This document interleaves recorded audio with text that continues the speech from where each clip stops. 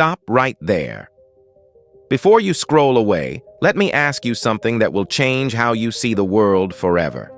Do you think being good keeps you safe? Do you believe that kindness protects you? That generosity builds loyalty?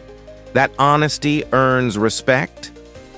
If you answered yes to any of these questions, you're about to discover the most dangerous lie society has ever told you. The biggest mistake people make is believing that being good means being safe. But here's the brutal truth. Goodness is like fire. It burns through everything you've built. Your relationships, your career, your dreams, everything. Niccolo Machiavelli. Yes, Niccolo Machiavelli figured this out. He watched good leaders fall. He saw kind rulers destroyed. He witnessed generous people betrayed by the very ones they helped, and he wrote it all down. Today, I'm going to share his hidden truth with you. The shocking cost of goodness that nobody talks about. In the next few minutes, you're going to learn why your goodness is actually making you weak. Why people don't respect your kindness. They exploit it. And most importantly, how to transform goodness from your greatest weakness into your most powerful weapon. But first, let me be clear about something. I'm not telling you to become evil. I'm not asking you to hurt people. What I'm showing you is how to be good strategically, not blindly. Because the reality is, in a world full of wolves, being a sheep gets you eaten alive. Now I want you to drop this affirmation in the comments. I choose strategic goodness. From today, everything changes. You will no longer use goodness blindly. You will use it strategically. In this video, we'll uncover why goodness doesn't always protect you. In fact, it often destroys you. And we'll see exactly how to transform it into a source of real power. Let's start with the first shocking truth.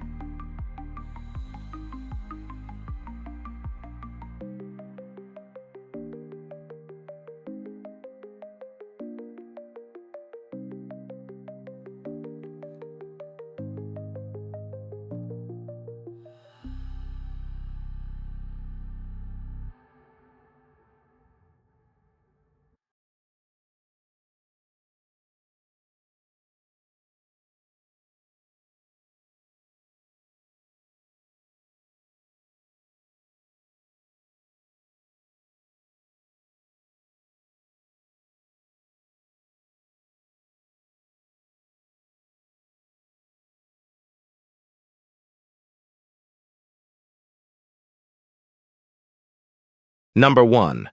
Goodness as exposure. Think about the kindest person you know. Now, think about this. Are they truly respected, or are they the person everyone calls when they need something? But truth is, being good makes you vulnerable, not secure. When you're consistently kind, people start seeing you as predictable. They know you won't fight back. They know you won't say no.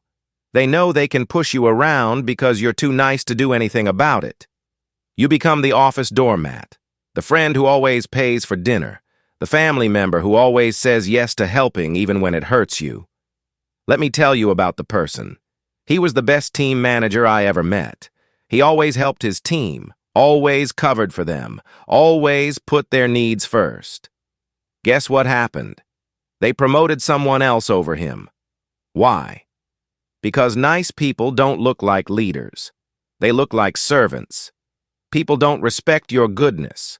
They exploit it. Think about it. When someone is always available to help, their help becomes worthless. When someone never sets boundaries, people will keep crossing them. When someone never shows teeth, people assume they don't have any.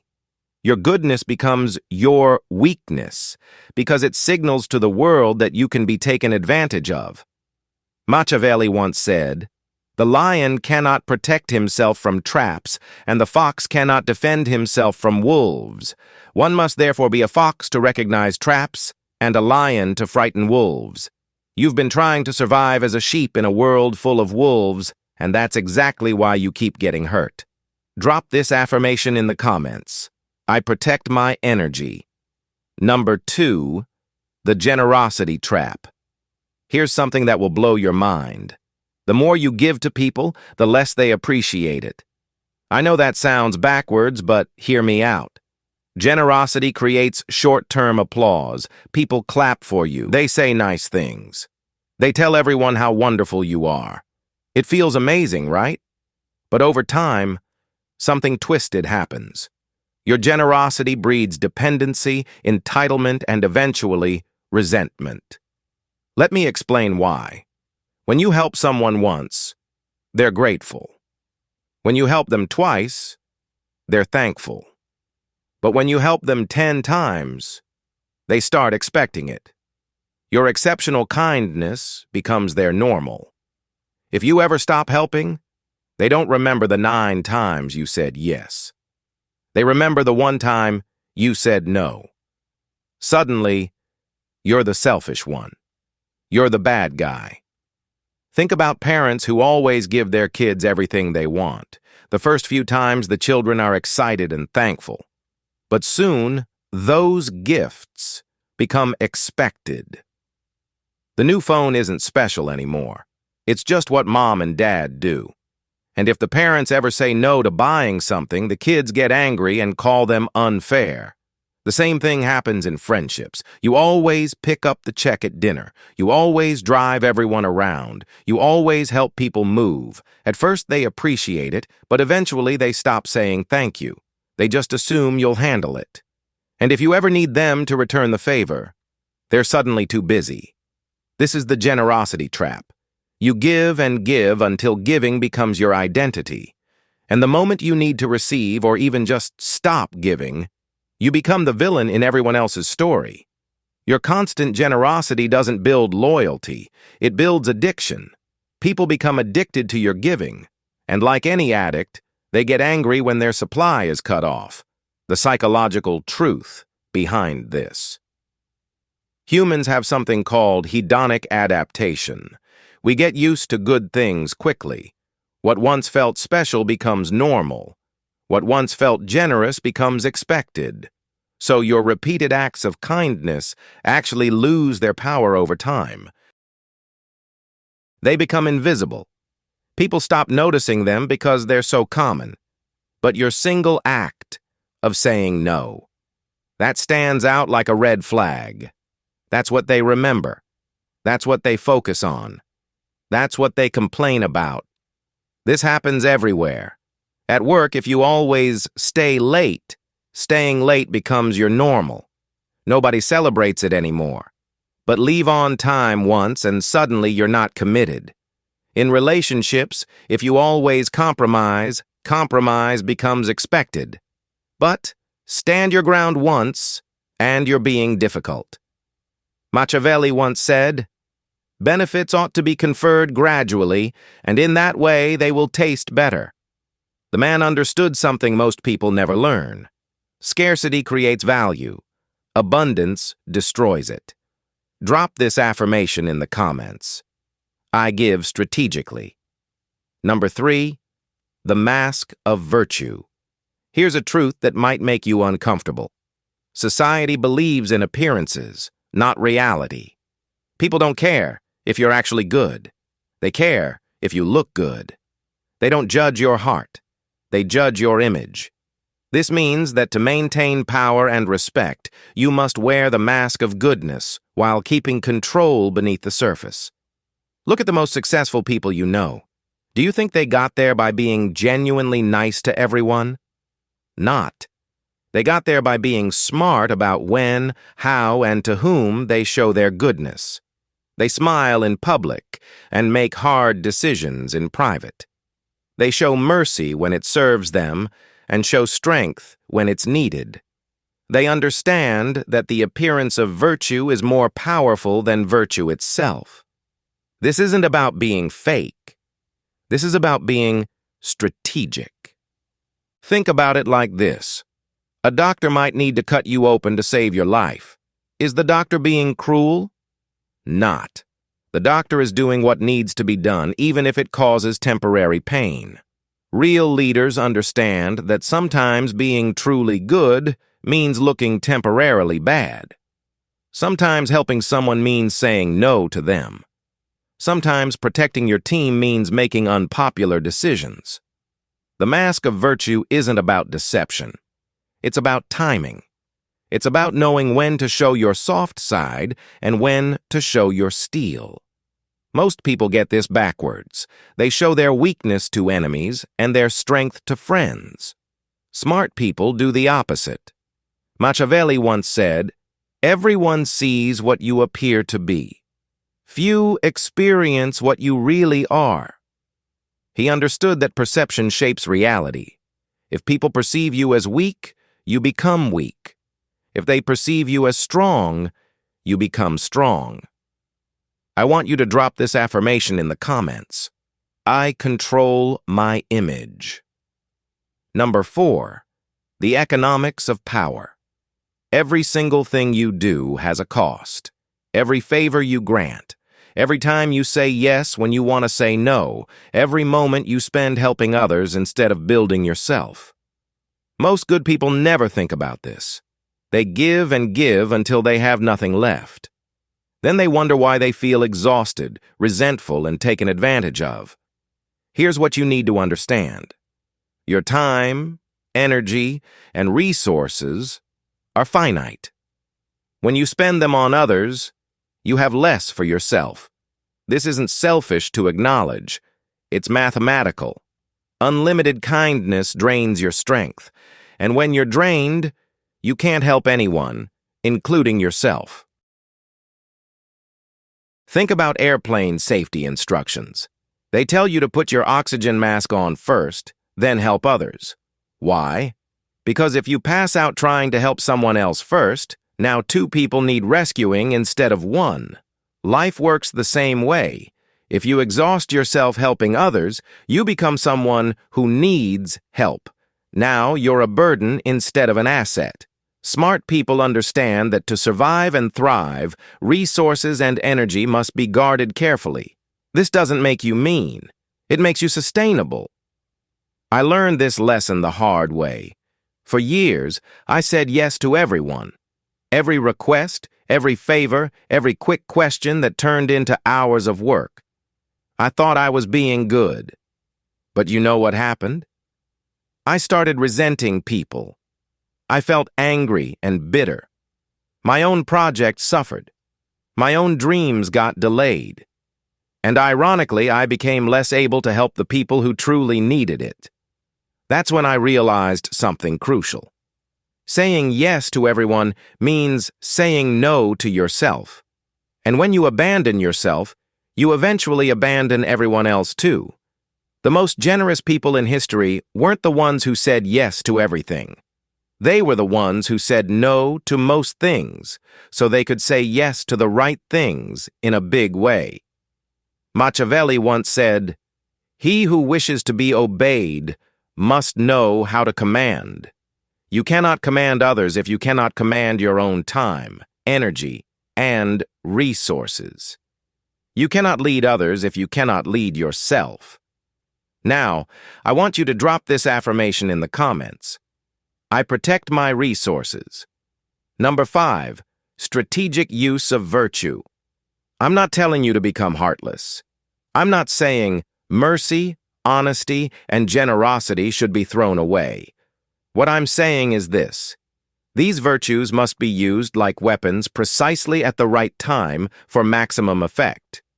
A sword sitting on a shelf doesn't protect anyone, but a sword in the hands of a skilled warrior at the right moment can save a kingdom. Your goodness should work the same way. When you help someone, it should be intentional. When you show mercy, it should be strategic. When you're generous, it should create the outcome you want. Let me give you an example.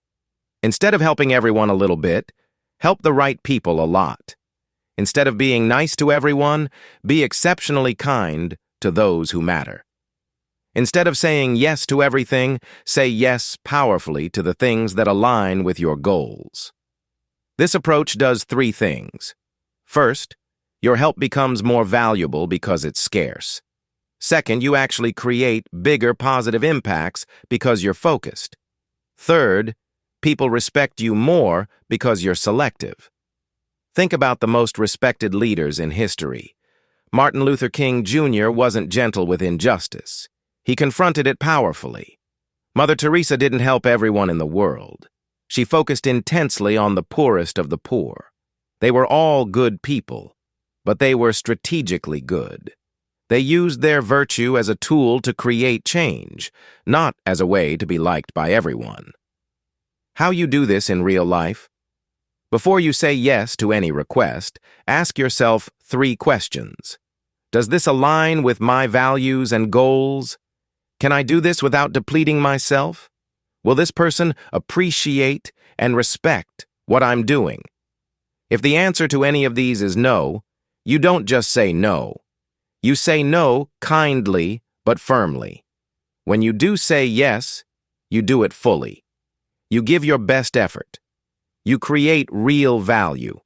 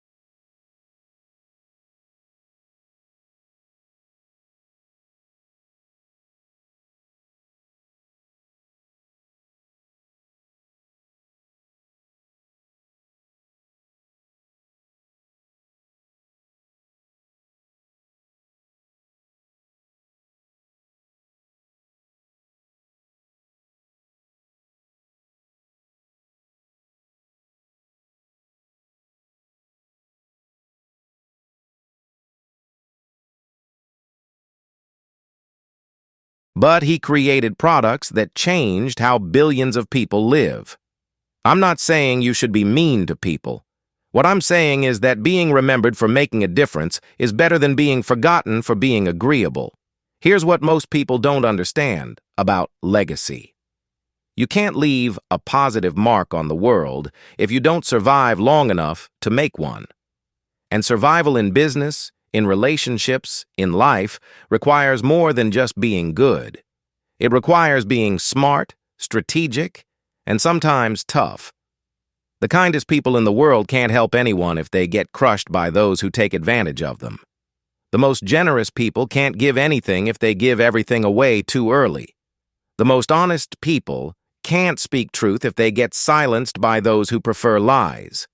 You have to survive first, then you can thrive, then you can create the legacy you want. This means protecting yourself so you can protect others, building yourself up so you can lift others up, getting strong so you can help the weak. It's not selfish.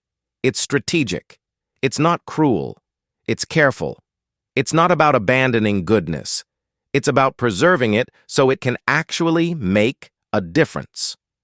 Look at the people who create lasting positive change in the world. They're not pushovers. They're not people pleasers. They're not afraid to say no, set boundaries, and make hard decisions. They understand that being good isn't about being weak. It's about being powerful enough to choose goodness when it matters most. Machiavelli once said, "It is better to be feared than loved if you cannot be both." What he really meant is this: respect matters more than affection. Impact matters more than popularity. Results matter more than feelings. You don't have to choose between being good and being strong. You can be both. You should be both. But if you have to choose strength first, because strength gives you the power to be good when it counts. Weakness just makes you a victim, even with the best intentions. We've covered a lot of ground today, but let me leave you with the most important lesson of all. Goodness without strategy is the most dangerous trap you can fall into. It makes you vulnerable to those who would exploit you. It drains your resources until you have nothing left to give. It creates expectations you can't sustain, and ultimately it prevents you from creating the positive impact you really want to make. But goodness with strategy that becomes a weapon of survival and influence. It becomes a tool for creating real change. It becomes the foundation for a life and legacy that actually matters. You now know the shocking cost of blind goodness. You understand why generosity can trap you, why gratitude fades, and why good intentions without good results are worthless. More importantly, you know how to transform your goodness from a weakness into a strength, how to be kind strategically, how to help effectively, how to create outcomes that matter. Before you leave this video, I want you to make a decision. Are you going to keep being good in the old way blindly without boundaries until it destroys you? Or are you going to start being good in the new way, strategically, effectively, powerfully? So, here's the real question, and this is what will determine your future. Will you let goodness weaken you, or will you master it and turn it into power? The choice is yours, but now you have the knowledge to choose wisely. If this video opened your eyes to something new, hit that like button. If you want more truth that challenges how you see the world, subscribe to this channel and ring the notification bell. And if you know someone who needs to hear this message, share this video with them. Your goodness is not your weakness. When used strategically, it becomes your greatest strength. Drop this final affirmation in the comments. I master strategic goodness. Remember, in a world full of wolves, don't be a sheep. Be a shepherd. Be someone who protects the flock, not through weakness, but through wisdom, strategy, and strength. Thank you for watching, and I'll see you in